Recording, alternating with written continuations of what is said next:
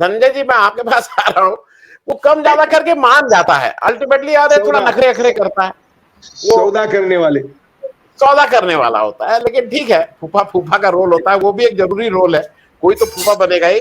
मैं मेरे सोनिया त्यागी जी, आप सोनिया त्यागी जी हमारे एक दर्शक हैं, हमें रेगुलरली फॉलो करते हैं। आपका थोड़ा ये कहना है कि अजीत डोभाल पे कभी बात होनी चाहिए, किसी दिन जरूर बात करेंगे, क्योंकि देश को ये जरूर पता लगना चाहिए कि जो हमारे नेशनल सिक्योरिटी एडवाइजर हैं, उनके लड़के विवेक, मैं जनरली बच्चों पे बात नहीं करना चाहिए, लेकिन उनके लड़के ने इस देश की नेशनैलिटी छोड़ी है और ब्रिटिश नेशनल बने हैं और ब्रिटिश पासपोर्ट होल्डर हैं।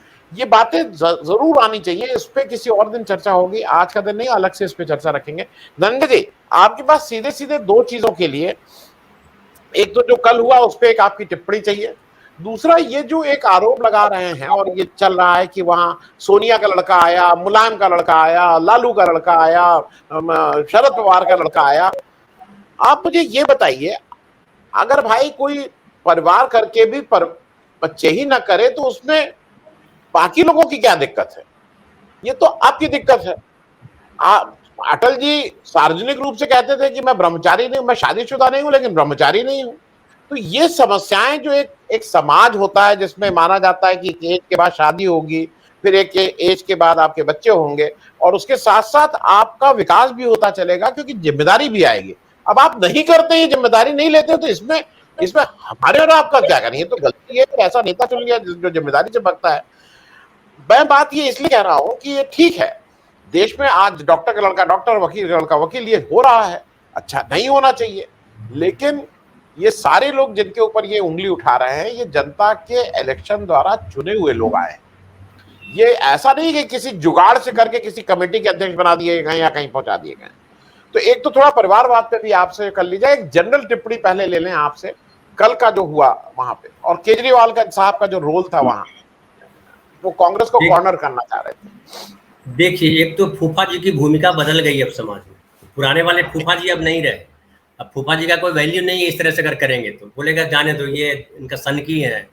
तो वो बदल गया, समाज बदला है, तो रिश्ते भी बदले हैं और रिश्तों का प्रभाव भी बदला है। अब केजरीवाल जो कर रहे हैं, जाहिर है किसी को अच्छा नहीं लगेगा वो, लेकिन नीतीश कुमार जिस किस्म के व्यक्ति हैं और पिछले 25-30 सालों में जिस तरह से वो उभर के आए हैं, वो बहुत चतुर राजनीतिज्ञ है और मुझे लगता है कि उनको जो है रिश्ता निभाना भी आता है और ठिकाने लगाना भी आता है, दोनों उनको आता है। आप देख लीजिए कि मांझी जी के साथ रिश्ता निभाया, उनको चीफ मिनिस्टर बना दिया, और फिर रिश्ता निभाया, जब ठिकाने लगाने की बारी आई तो आप घूम रहे हैं, अब समझ में नहीं आ रहा क्या करें। तो वो अभी और बहुत कुछ दिखाई पड़ेगा बिहार में।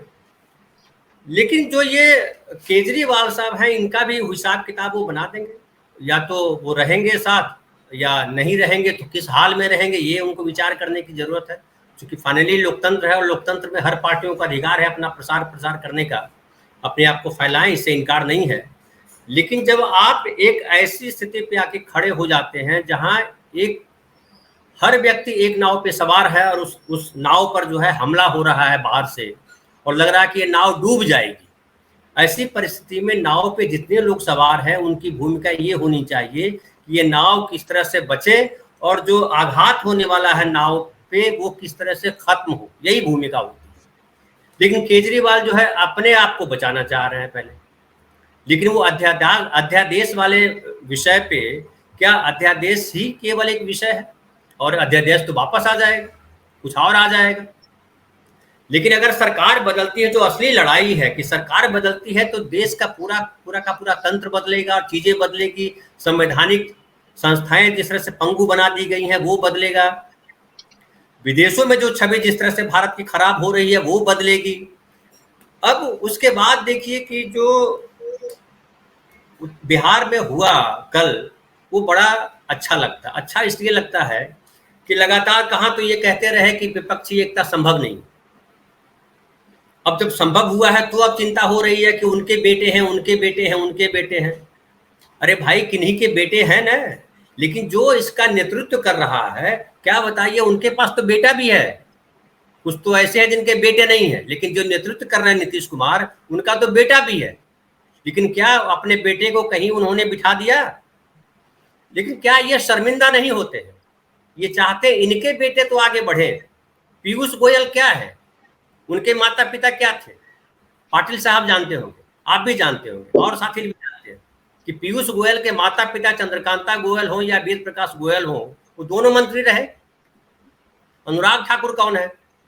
स्मृति ईरानी अपनी बेटी के लिए किस तरह से लड़ रही थी, वो क्या हम लोगों ने नहीं देखा? लेकिन अमित शाह के बेटे जय शाह कितने बड़े क्रिकेटर हैं वो हम सब जानते हैं। तो इनके अपने बेटे के बारे में या अपनों के बारे में ये किस तरह से, अभी देखिए योग पे प्रवचन दे रहे थे, अभी योगी जी का योग जो है वीडियो वायरल हो रहा है, नड्डा साहब का वीडियो वायरल हो रहा है। अगर ये राहुल गांधी का होता तो देखिए कैसे सर को उठा लेते पहाड़ को। तो बेसिकली अभी मामा जी का मैं सुन रहा था, शिवराज जी बोल रहे हैं कि दूल्हा के बारे में बोल रहे हैं। अरे भाई, आपका दूल्हा दूल्हा, दूसरे का दूल्हा दूल्हा नहीं, क्या एक ही दूल्हा से देश चलेगा? भाई देश में तो ढेर सारे दूल्हे चाहिए। तो ये कुल मिलाकर के बौखलाहट इसलिए है कि वो लग रहा है कि विपक्षी एकता बन गई है। और मैं कहूं कि ये भी केजरीवाल को अगर छोड़ दीजिए, दिल्ली पंजाब में कांग्रेस को लड़ना है और कांग्रेस बेहतरीन स्थिति में इसलिए है कि कांग्रेस के को लेकर के एक जनता में परसेप्शन बन चुका है। देखिए मैं मानता हूं परसेप्शन दो तरह से बनते हैं, एक नेताजी बनाते हैं परसेप्शन और एक जनता बनाती है परसेप्शन। नेताजी परसेप्शन बना रहे हैं, जो चाहे बाहर बैठ के बीजेपी के लोग बोल रहे हैं या जो विपक्षी दल बन के जमा हुए हैं वो बोल रहे हैं, वो अलग है। और जनता क्या सोच रही है? तो जनता जो त्रस्त है मोदी जी के 10 साल के शासनकाल से, वो दिल्ली में परिवर्तन चाहती है। और जो जनता दिल्ली में परिवर्तन चाहती है उसकी एक झांकी कर्नाटक में दिखाई पड़ा। कर्नाटक में जेडीएस जो है वो तीसरा फ्रंट बन के खड़ा था। लग रहा था चुनाव के पहले कि ये कांग्रेस का वोट काटेंगे ये लोग, लेकिन फाइनली किसका क्या हुआ? जो मुस्लिम हैं, दलित हैं और आदिवासी हैं, इन तीनों ने कांग्रेस को वोट दिया। क्यों वोट दिया? उनको लगा कि ये परिवर्तन जरूरी है और परिवर्तन करने की क्षमता राष्ट्रीय स्तर पर कांग्रेस पार्टी के पास ही है, इससे कोई इनकार नहीं कर सकता। तो मैं देख रहा हूं कि देखिए कांग्रेस जो है 191 सीटों पर सीधे आमने सामने है बीजेपी के साथ, 191 सीट्स पे। कर्नाटक है, राजस्थान है, गुजरात है, मध्य प्रदेश है, छत्तीसगढ़ है, हरियाणा है, पंजाब है, हिमाचल प्रदेश है, दिल्ली है, उत्तराखंड है, असम है, केरल भी है। अब केरल में ठीक है कि जो है वामपंथी दल है और इनका, लेकिन दोनों आपस में लड़ते हैं। एक बड़ा अच्छा उदाहरण है कि दोनों आपस में लड़ते हैं, लेकिन राष्ट्रीय मुद्दे की जब बात आती है तो दोनों साथ खड़े हो जाते हैं। अब झारखंड, महाराष्ट्र, बिहार और तमिलनाडु, 4 प्रदेश को और देख लीजिए। ये गठबंधन राजनीति जो है, जो होने वाली है, उसके बेहतरीन नमूने हैं ये चारों स्टेट। आप महाराष्ट्र देख लीजिए, शरद पवार ने कहा कल की प्रेस कॉन्फ्रेंस में कि शिवसेना और एनसीपी 25 साल से लड़ते रहे लोग, लेकिन आज दोनों साथ हैं और दोनों बड़े स्पष्ट हैं। मैं तो बोलूं शिवसेना ज्यादा स्पष्ट है हिंदुत्व को लेकर बीजेपी के खिलाफ। जिस तरह से शिवसेना तन के खड़ी है, बाकी विपक्ष की पार्टियों को सोचना चाहिए, केजरीवाल को भी सोचना चाहिए कि अगर शिवसेना इस तरह से तन के खड़ी हो सकती है और कांग्रेस के साथ आ सकती है तो उनको आने में क्या परहेज है, अगर वो बीजेपी की बी टीम नहीं है तो, जैसी मायावती।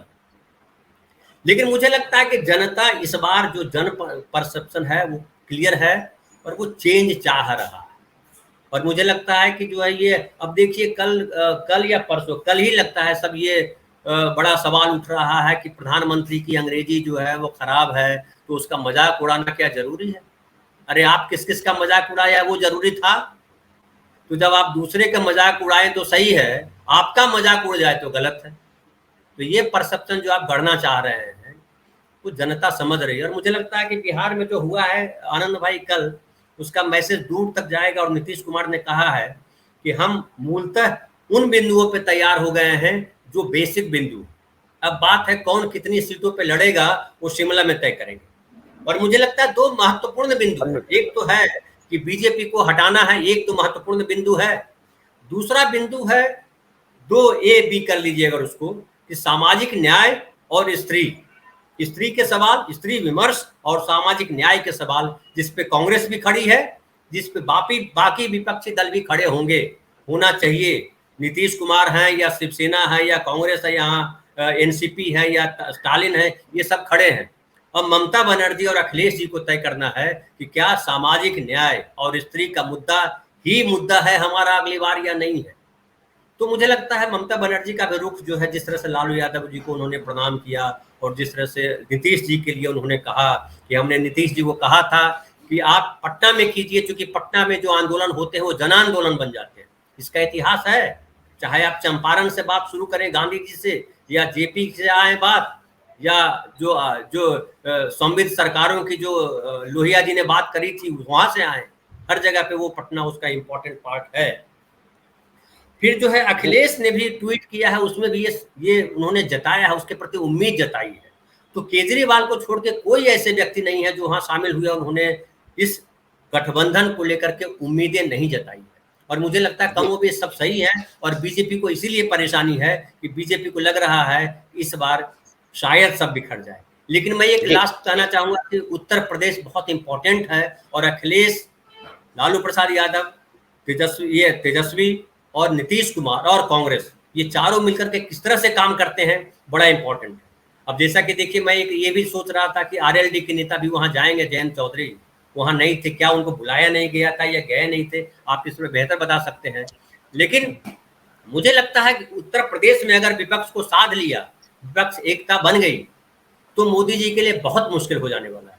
जी भाई साहब। मैं धनंजय जी आपसे जरा बिहार की एक चीज पूछना चाह रहा हूं, क्योंकि वो मैं पिछली बार भूल गया था। ये सारी उछल कूद पटना में हुई, और पटना में 2-3 लोग तो बहुत ही परेशान हो गए भाई। वो सबसे पहले रविशंकर प्रसाद जी, गिरिराज सिंह जी, सुशील मोदी जी। जो मेरी समझ है, इनको कांग्रेस से ज्यादा इनको दिक्कत यह है कि जब ये यहाँ गठबंधन के साथ लड़ेंगे तो इनको जगह नहीं मिलेगी। कहां से लड़ेंगे इन लोग सीट, कहां से जीत के आएंगे? एंड ऑफ पॉलिटिकल कैरियर हो जाएगा ये 3 लोग जो नाम मैंने लिए। तो वो भी जरा आपसे धनंजय जी एक चीज समझना चाह रहे हैं कि ये कैसे, आपको क्या लग रहा है? End of the day Ravishankar Prasad और ऐसे लोग जो इतना ज्यादा बोल रहे हैं, ये क्या अपनी खुद अपने पॉलिटिकल फ्यूचर को लेकर भी परेशान है? देखिए, गिरिराज सिंह का तो पता नहीं है कहां से लड़ेंगे, वो अभी बड़ा मुश्किल में है। फिर आपने रविशंकर प्रसाद की बात की। रविशंकर प्रसाद के साथ संकट ये है कि उनकी सीट तो बड़ी सेफ मानी जाती है बीजेपी के पॉइंट ऑफ व्यू से, लेकिन वहां पे दूसरे दावेदार आके खड़े हो गए।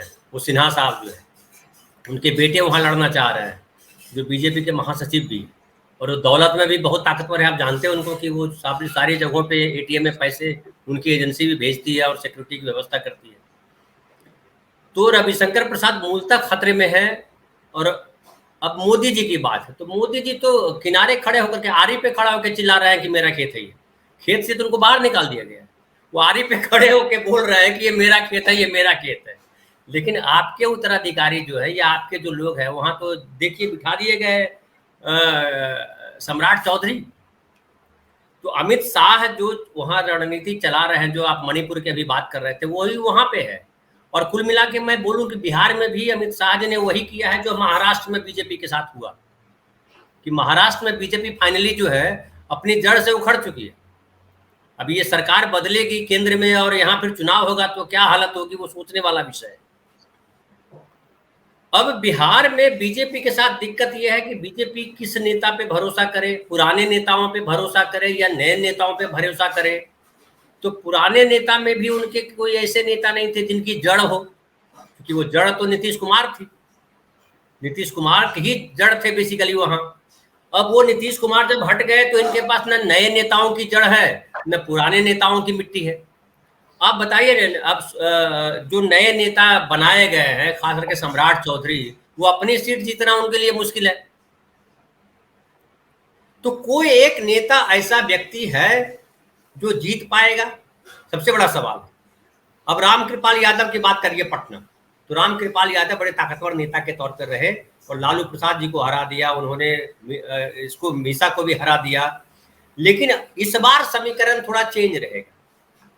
तो कुछ सीटों पे तो संभव है, जिसे पटना का जो पाटलिपुत्र सीट है वहां पे हमेशा बीजेपी को मिलता रहा है ये, लेकिन वहां आंतरिक संघर्ष भी बहुत ज्यादा इस बार होने वाला है।